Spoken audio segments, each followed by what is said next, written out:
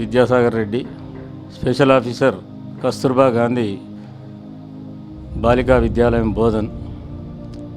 మా పాఠశాల 2011-12 విద్యా సంవత్సరంలో ఆజంగంజ్లో రెంటెడ్ బిల్డింగ్లో నిర్వహించడం జరిగింది.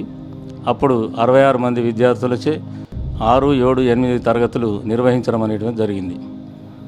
గత విద్యా సంవత్సరము అంటే 2012-13 విద్యా సంవత్సరంలో 126 మంది విద్యార్థులచే శక్కర్ నగర్లో గల రెంటెడ్ బిల్డింగ్ నందు నిర్వహించడం జరిగింది. విద్యార్థులు ఈ సంవత్సరం 161 మంది విద్యార్థులు ఈ రెంటెడ్ బిల్డింగ్లోనే నిర్వహిస్తూ ఉన్నాం. అయితే విద్యార్థులు ఇక్కడ గత సంవత్సరం ఉన్నటువంటి రెంటెడ్ బిల్డింగ్ సరిపోనందున మరొక బిల్డింగ్ కూడా అద్దెకు తీసుకునడం జరిగింది. అక్కడ 6, 7, 8 విద్యార్థులు అక్కడ చదవడం, మరియు ఇక్కడ ఈ బిల్డింగ్లో 6, 8, 9, 10 విద్యార్థులు విద్యను అభ్యసించడం జరుగుతుంది. అయితే నూతన భవన నిర్మాణంకు గత 2 సంవత్సరముల క్రితమే శాంక్షన్ అయినప్పటికీ కూడా మరి బిల్డింగ్ నిర్మాణం అనేటువంటిది చేపట్టడం జరగలేదు. మరి గత విద్యా సంవత్సరంలో జూలై 12, 2012లో గౌరవనీయులు పెద్దలు మంత్రివర్యులైనటువంటి శ్రీ పి. సుదర్శన్ రెడ్డి గారిచే శంకుస్థాపన కూడా జరపడం జరిగింది. అయినప్పటికీ కూడా భవన నిర్మాణం అనేటువంటి చేపట్టలేదు.